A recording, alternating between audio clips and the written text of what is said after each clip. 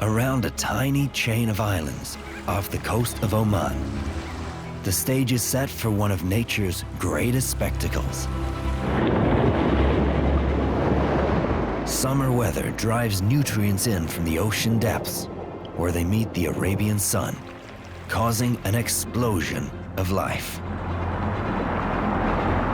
For 4 months, there's a feeding opportunity like no other. Creatures journey from far and wide to join the feast. Ocean travelers like hawksbill turtles and seabirds. But no visitor is more dramatic than the largest fish on Earth, the whale shark.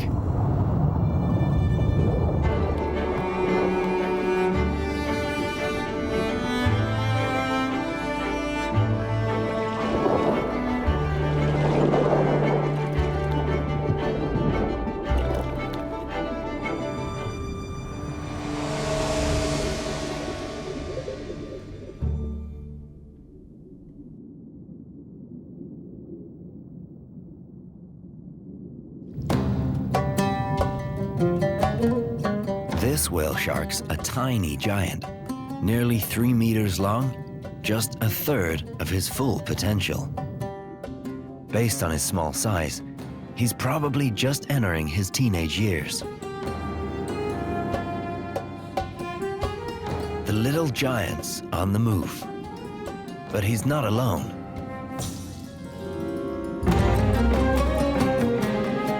A larger male and a huge female are traveling nearby. Whale sharks are mysterious. Despite being the biggest fish on the planet, they're poorly known and endangered. These three are part of a population of 500 whale sharks that live most of the year in the Arabian Gulf.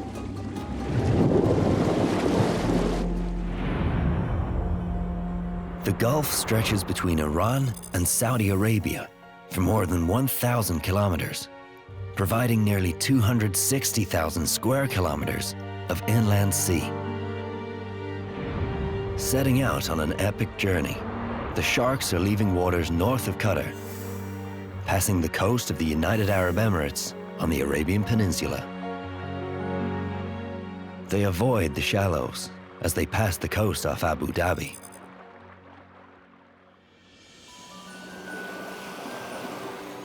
The shallow seas of the Arabian Gulf can reach over 35 degrees. The waters here are sweltering and very salty. They create the perfect conditions for mangroves and a number of bird species.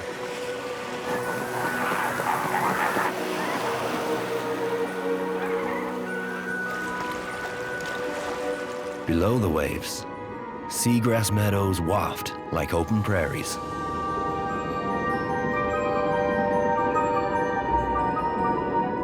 Rich in fish, the meadows are a favorite hunting ground for humpback dolphins and fish-loving osprey.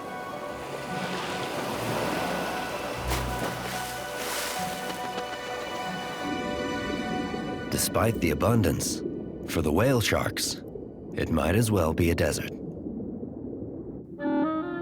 They typically avoid the shallows because there's little here that they can eat.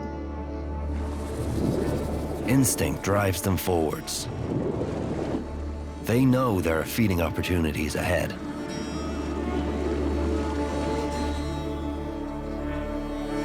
Beyond the Arabian Gulf lies the Gulf of Oman. Cooler, deeper water where life abounds. Within this safe haven, tucked 15 kilometers off the coast of Oman, is a chain of rocky islands known as the Damaniyat Islands.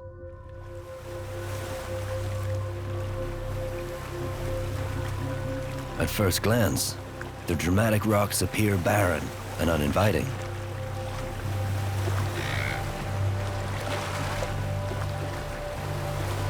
But the real riches lie beneath.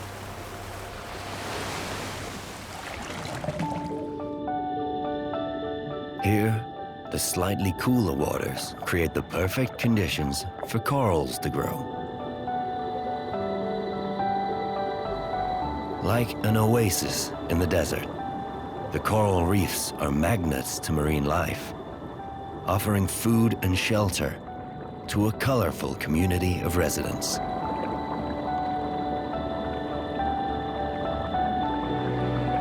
The reefs support over 100 species of coral and nearly 600 species of fish.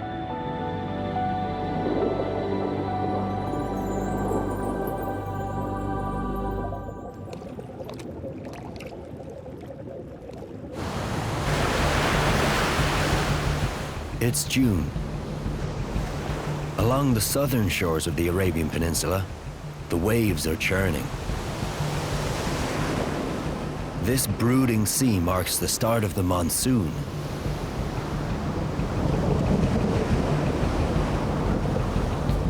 Driving weather fronts, winds and currents race north across the Arabian Sea, stirring up cold water from the ocean depths and battering the Arabian Peninsula.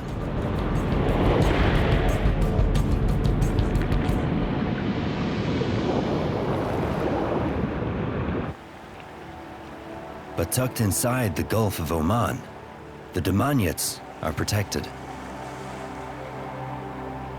Ideally located, the islands are sheltered from the ocean storms, but do receive swirling eddies of cold water that bring with them nutrients from the abyss. The Damaniyat Islands are in a prime position to host a dramatic explosion of life.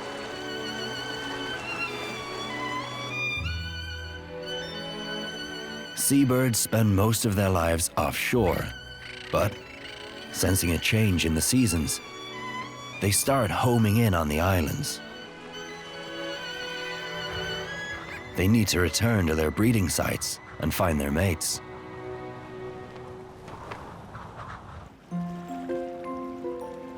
A critically endangered female hawksbill turtle joins the journey. She was born on the islands, and it's also time for her to return to breed.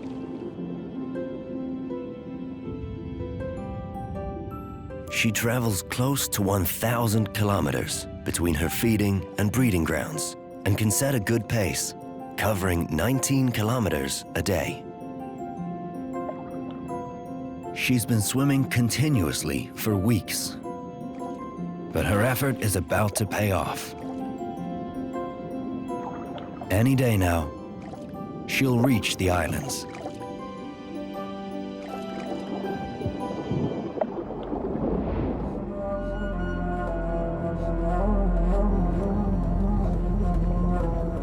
When nutrients from the ocean meet Arabian sunlight, it creates the perfect conditions for growth.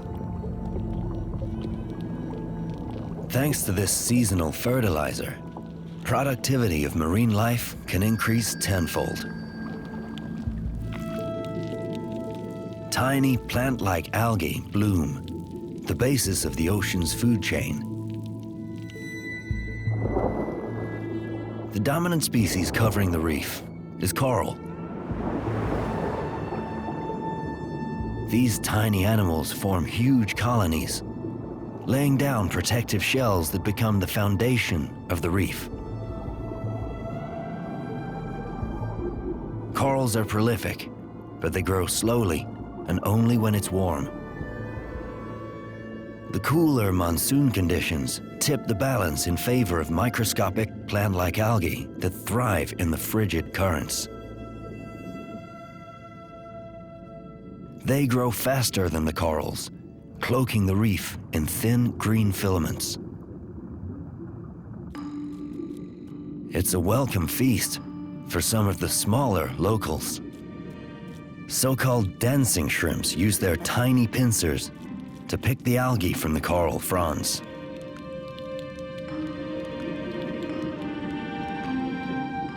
These seasonal greens break up their typically carnivorous diet. Their foraging will help ensure the algae doesn't drown out the coral.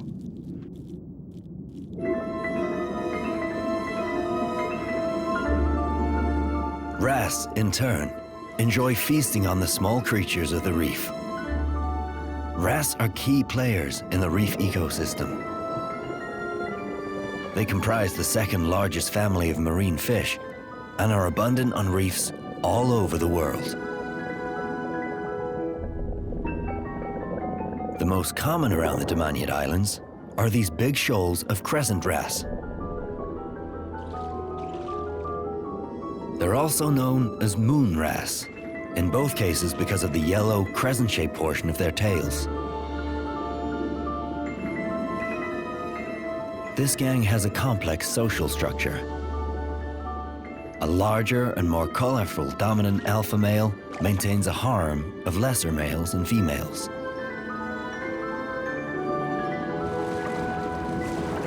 They're a rowdy bunch, constantly squabbling, nipping at their shoal mates or any other fish that get in their way.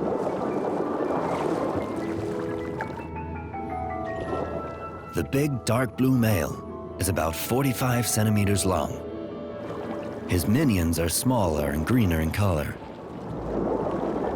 They may be small, but they have fiery tempers and can hold their own on the reef. As the monsoon conditions heighten, productivity increases, filtering through every level of the food chain. The churning waters become cloudy with dense wafting blooms of tiny algae called phytoplankton. These in turn feed zooplankton, the minute larval forms of shrimps and crabs that drift in the ocean. Carried by currents through the open water, the bloom of plankton acts as a dinner gong to the creatures of the reef. Many small species of fish dart away from their safe crevices in the coral to snack on this profusion of plankton.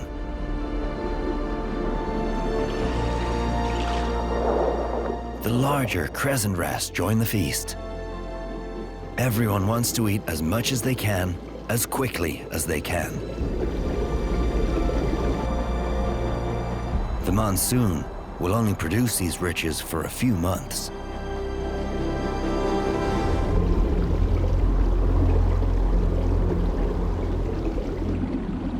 But this abundance of food is a mixed blessing for the fish.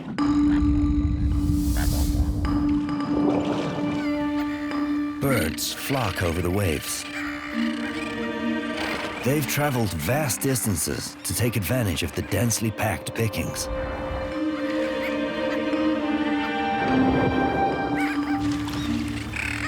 White-cheeked terns pluck small prey from the surface. Bridled terns have also made the journey, but not solely to feast. They've timed their breeding season to coincide with this abundance of fish. But first, they must find their mates. About a third of bridled terns are monogamous and will reconnect with the same partner for several years.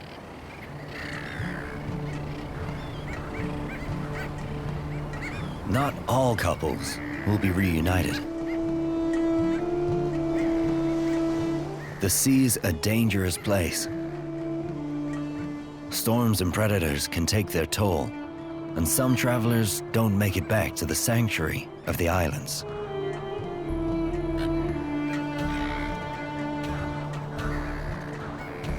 This male bridled tern scans the horizon. The faithful featherweight ignores the singletons. He hasn't seen his mate for 9 months while he's been out at sea. He waits to see if she can find her way back to him.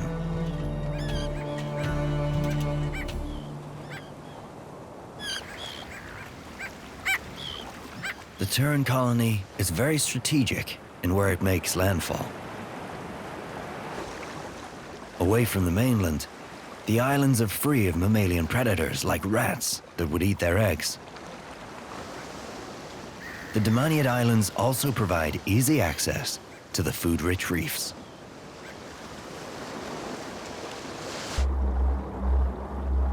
Below the waves, the feasting continues.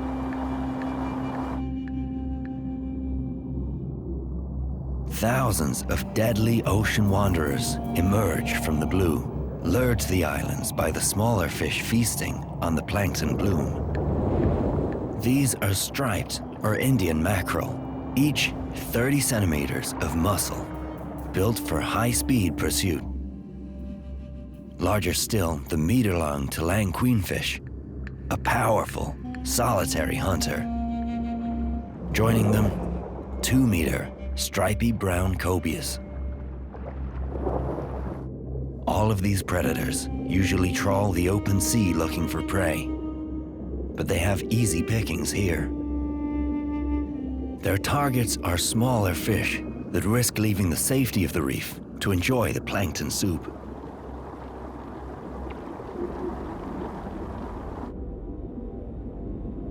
The appearance of these deadly shoals is a prelude, a sign that summer is well underway and conditions are just right to lure in the ocean giants.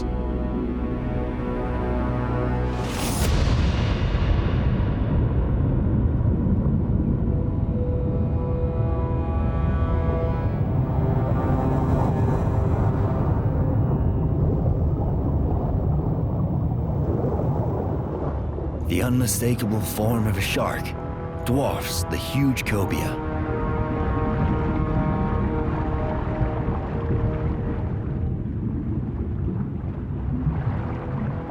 The first of the travelers arrives from the Arabian Gulf.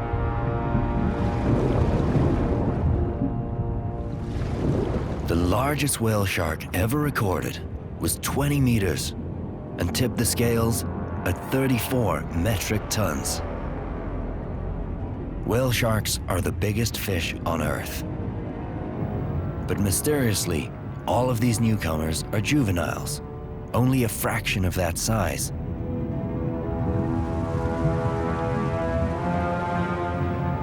Whale sharks can live for a century, but based on their size, these are probably 20-somethings. Despite their relatively young age, they've made this journey before.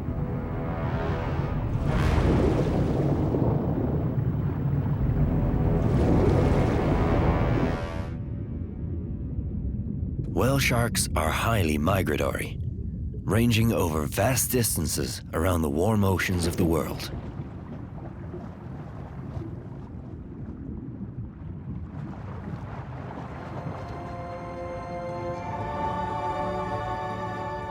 Between June and October, the juvenile giants grace the reefs of Oman with their presence.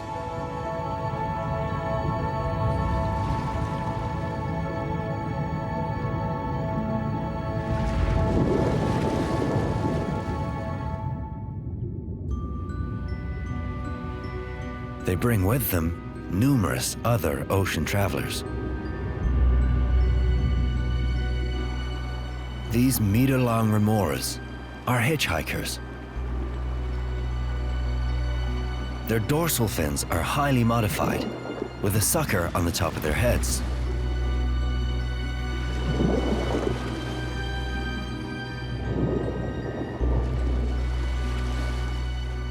They swim up to larger animals and clamp onto the host's skin with the suction cup.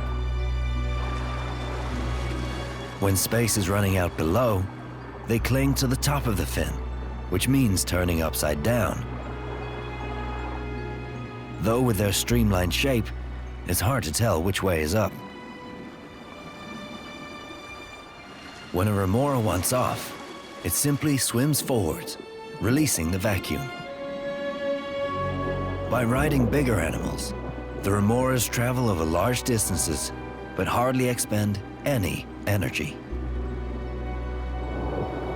They steal crumbs from whatever their host is eating and consume its waste. To pay their way, they remove parasites from the whale shark's skin.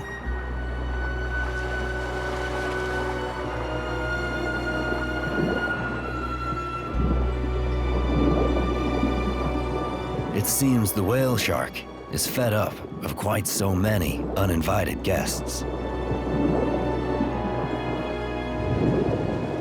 The remors won't be easy to shake off. They know their ride is taking them to good feeding grounds. Unlike many sharks, the whale shark is not armed with ferocious teeth. He's a filter feeder, carefully sieving plankton from the sea.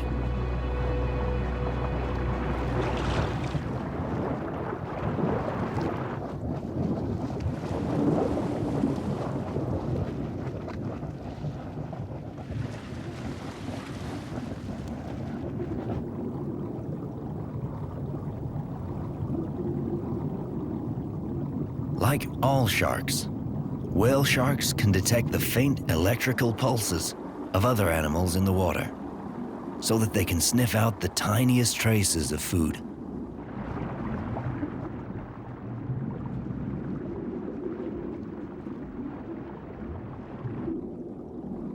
An ever-growing entourage of Klingons gathers to take advantage of the young behemoth.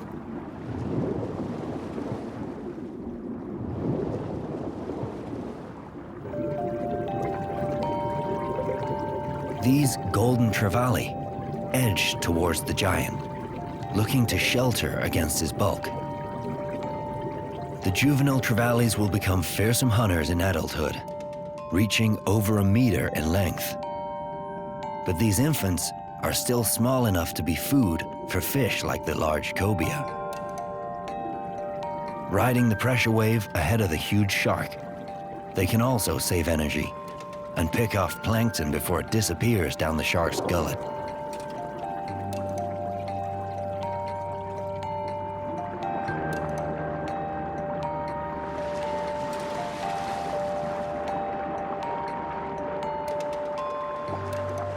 As June progresses, more and more whale sharks arrive.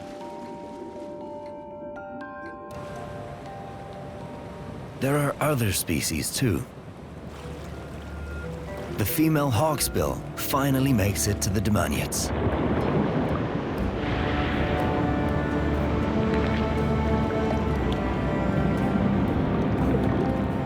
At 1 meter long and weighing in at 80 kilos, she's no small fry. Though she will occasionally eat fish, the profusion of prey doesn't interest her.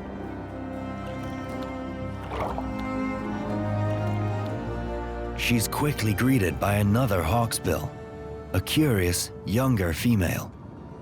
But the older turtle isn't here to socialize. She's on a mission. She's come here to mate and lay eggs. Mature males, distinguished by their long, thick tails, are already making themselves at home on the reef. An old salty sea dog. This male has spent decades at sea. Like the whale sharks, he's picked up hitchhikers. Not just barnacles, but also a huge conch. The conch is a sea snail and uses a rasp-like tongue to scrape algae off the turtle's shell.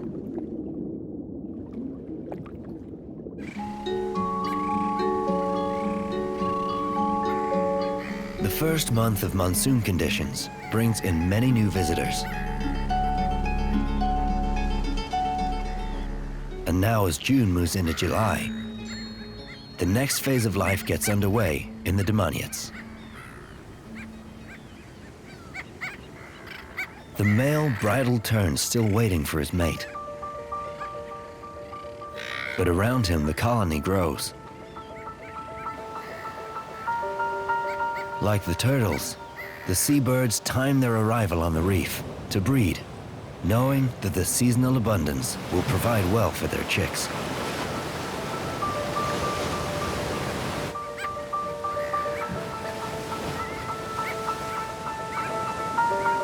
The island's low vegetation gives the male a vantage point to scan for his mate.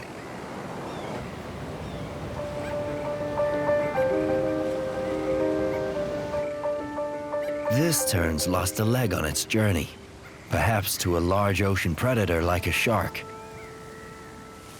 He's one of the lucky few to survive such trauma. The injury doesn't seem to have affected his health and won't impact his fishing skills. But he's a reminder of the hardships of life at sea.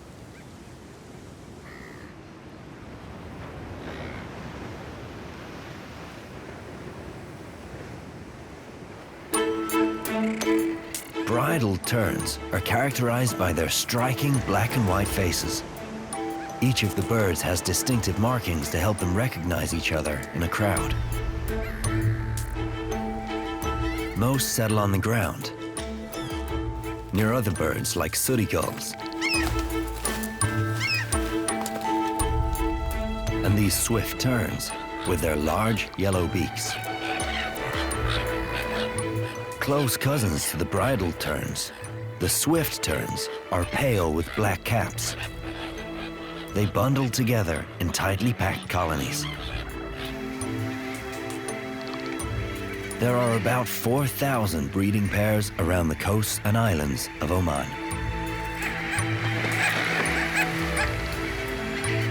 They space themselves out at neck length from each other. The occasional peck reminds neighbors of the boundary lines. Nesting so close together provides safety from predators. There are more pairs of eyes to look out for danger, and more birds to work together to drive away any threats. The bridled terns, however, prefer a bit more space.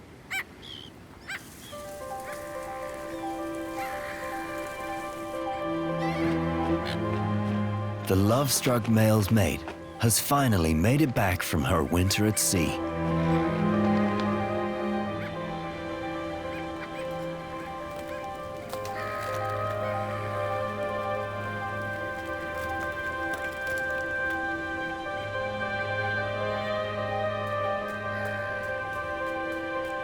The couple reaffirm their bond through a courtship dance.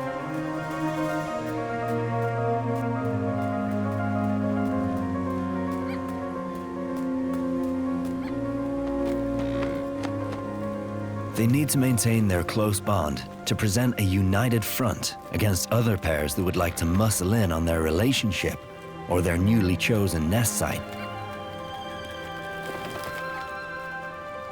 They're going to have to work closely together if they are to successfully raise a chick.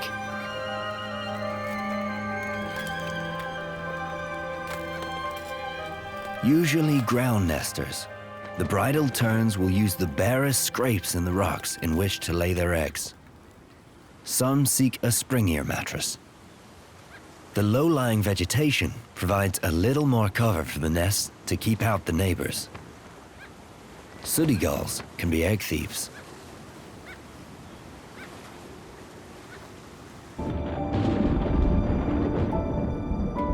By the end of July, the monsoon reaches its peak, stirring things up for the Damaniyat Islands. Both residents and visitors make the most of its seasonal riches.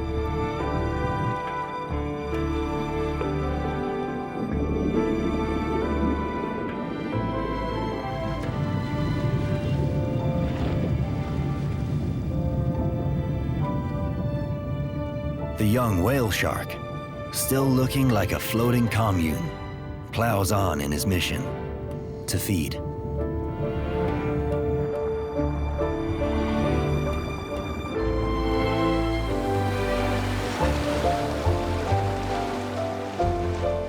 The great arching slits along the side of his head are modified gills. Water goes in through the mouth and out through these openings. They house gill rakers, hair-like structures that catch particles in the water, trapping even microscopic plankton as the water passes through. The retained food can be wafted to the throat and swallowed. A medium-sized whale shark like this one filters more than 600,000 liters, collecting almost 3 kilos of food per hour. Recent studies suggest a shark like this male will consume around 21 kilos of food a day. That's the equivalent of 184 typical hamburgers.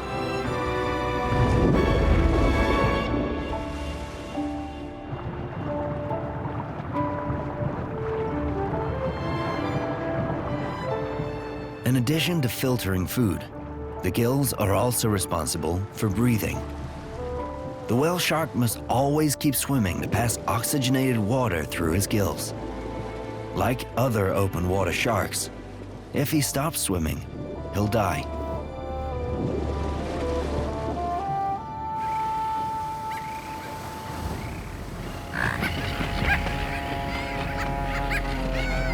By mid-August, thousands of birds are nesting on the islands.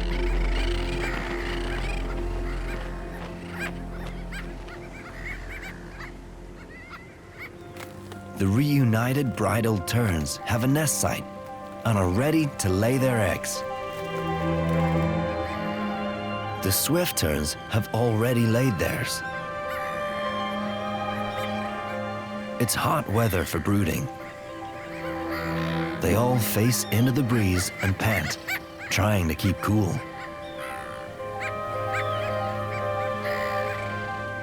Some stand over their eggs, shading them and allowing the breeze to circulate. The eggs are modeled for camouflage. For many species of birds, the unique markings also allow the parents to distinguish their eggs from those of their neighbors. It's been shown that swift terns don't have these skills. Even after they hatch, it takes a few days before these birds are able to recognize their own young. Occasionally, an egg is damaged or infertile, or one of the parents is lost at sea, and the nest is abandoned.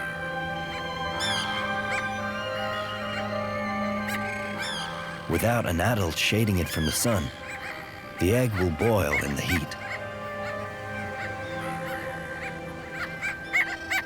Nearby, the sooty gulls have laid too.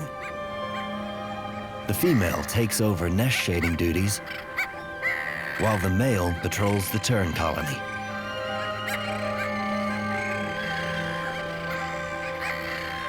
This abandoned hard-boiled egg would make a good meal.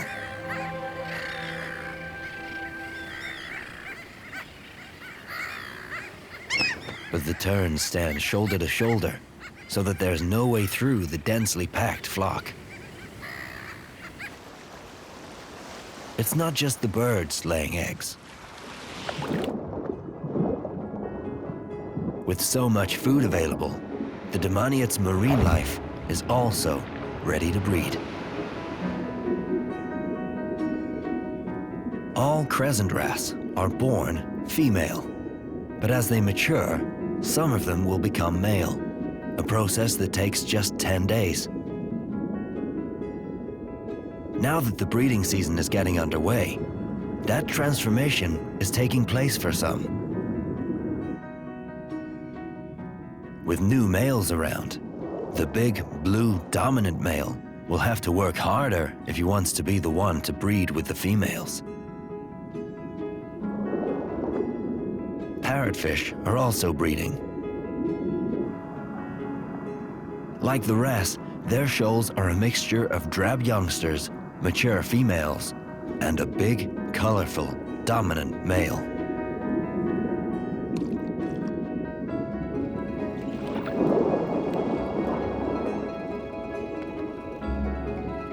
As the excitement grows, the males follow the females.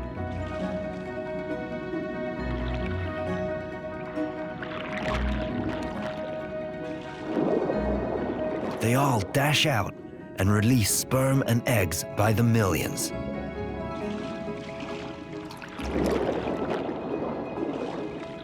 It's a scattergun approach. The idea is that if enough are pumped out, at least a few of the eggs and sperm will fertilize each other and manage to escape the other fish that gather to feed on them.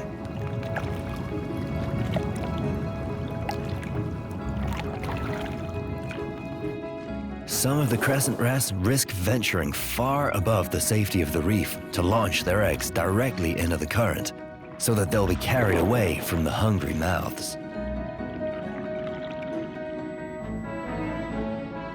The fish orgy creates a soup of caviar.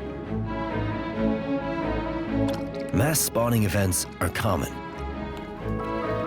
It makes sense for many animals to release their eggs at the same time to limit the chances of them all being picked off by predators.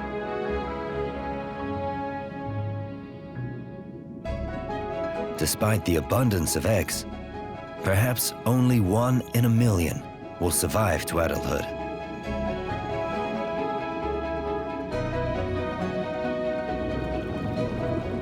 The hungry wrasse gang and a vast array of other opportunists hang around below, waiting for any eggs that sink to the seafloor, even if it means cannibalizing their own.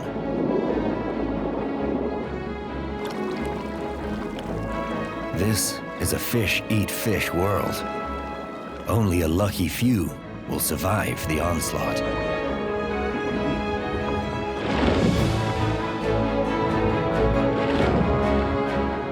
This breeding bonanza is what's prompted the whale sharks to swim hundreds of kilometers to join the feast.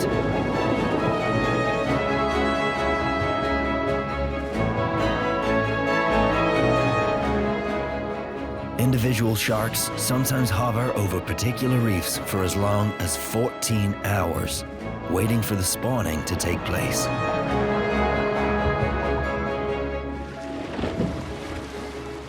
The male uses a gulping technique to vacuum up thousands of eggs.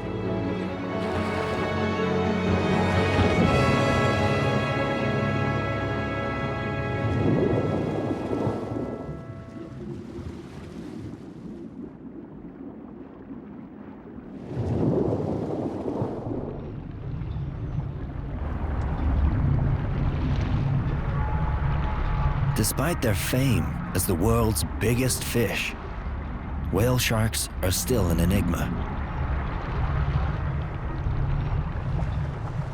The species itself has only been known to science for 200 years. Many aspects of their biology remain poorly known.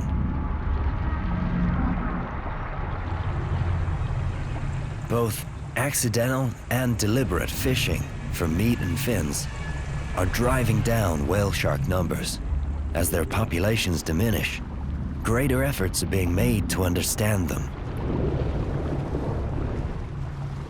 It's believed that around 3/4 of the world's whale sharks live in the Indo-Pacific. But even these populations have declined by around 63% in just 75 years.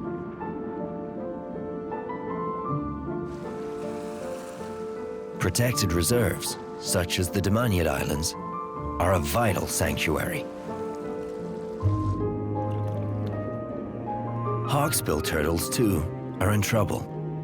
They're critically endangered due to hunting, entrapment in fishing gear, harvesting of their eggs, and the destruction of their nesting beaches. But they, too, find protection in the Damaniyat Islands. This female hawksbill was likely born here. After hatching, she will have gone out to sea for 20 years until she reached maturity. Now, she returns to the same beach every 2 or 3 years to lay her eggs. Since arriving on the reef, she's mated and now carries over 100 fertilized eggs inside her. Hawksbills feed mostly on sponges and soft coral, which they demolish with the tough beaks that give them their name. But the female's not eating as much sponge as usual. Instead, she's devouring harder pieces of the reef for calcium carbonate that will help with the formation of eggshell.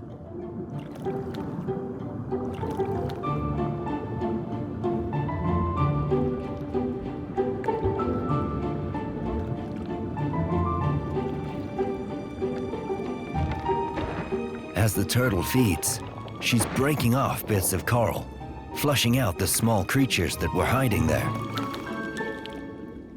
For that reason, she has a posse in tow. The crescent wrasse and other reef opportunists are hot on her heels, picking off any scraps in her wake.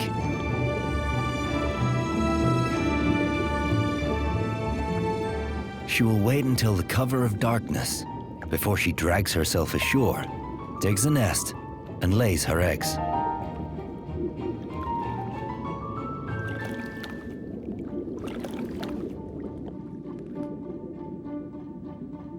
The island has so much to offer that both the turtles and the whale sharks make their vast journeys to get here. Both cover similar distances, roughly 800 kilometers. The turtles move up from southern Arabia, whereas the whale sharks travel down the Arabian Gulf from the north.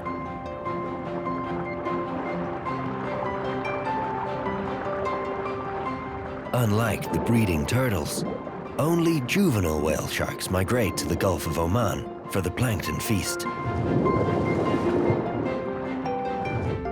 It's possible the reef's like a summer camp, a seasonal teenage hangout, where the sharks can bulk up and ready themselves for adulthood.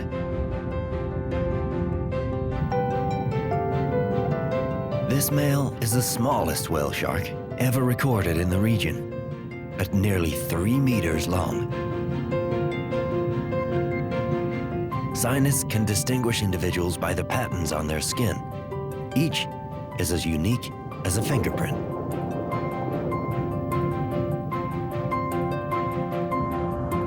So far, 500 have been identified in the Arabian Gulf.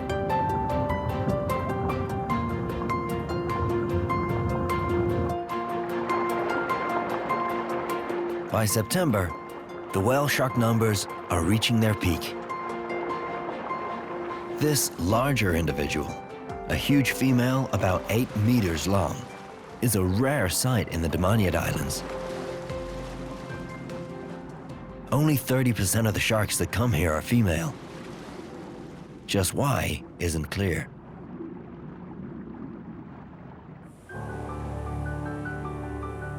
The season's passing quickly.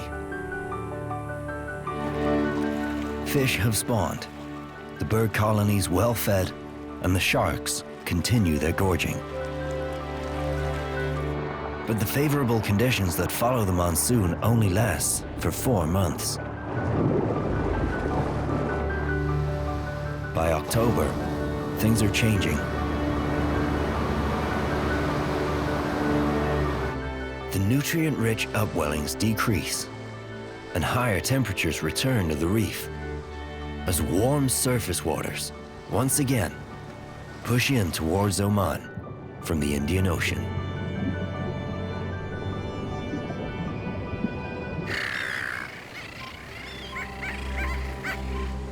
Exhausted from raising their families, the last small flocks of terns bathe, cleaning their feathers, readying themselves for the next 8 months feeding out at sea.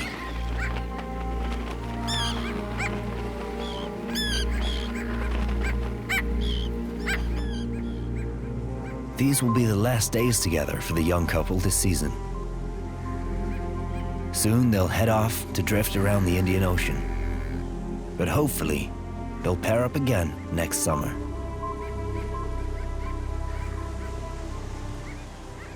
As the birds leave, the stage is set for new arrivals.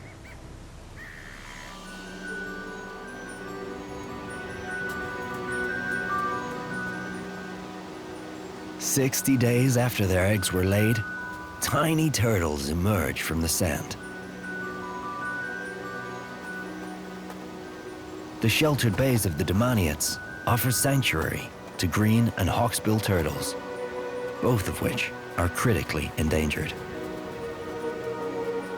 Most turtles hatch during the night, but it's not uncommon to see some emerge during daylight hours.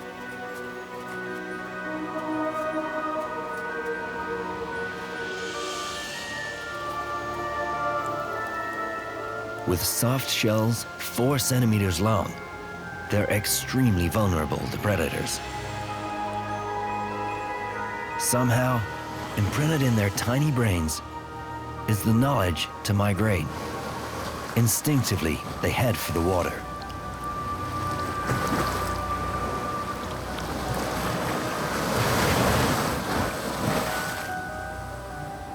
Where these little ones will grow up is unknown. They'll drift with the ocean currents, feeding far out at sea.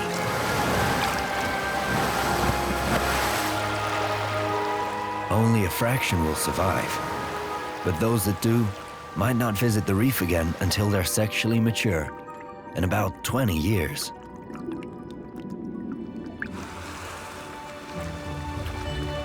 As October draws to a close, things calm down for the inhabitants. The birds and migratory fish move offshore.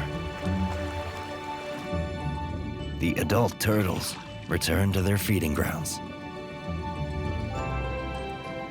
After 4 months of binging, the whale sharks have big, round bellies and are ready to move on. The young males will head back to the Arabian Gulf. They still have time before they reach adulthood and will likely return next year. The large female that's been feeding here is about 30 years old and reaching maturity. She may never return to this reef. She'll mix with the older sharks of the Arabian Gulf, looking for a mate. Once she's mated, she's likely to disappear into the ocean depths to have her young. Though exactly where she'll go and what she'll do is still largely unknown. The giants leave the reef, taking with them the many mysteries of their lives. Only when the monsoon again stirs up the reef will they return and grace the waters of Oman once more.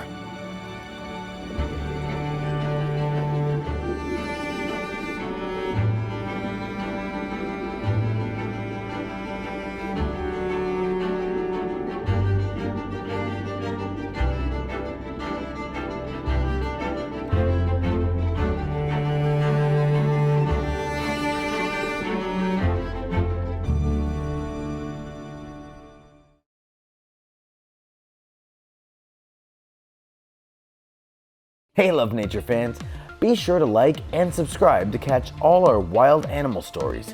Get closer to nature right here on YouTube.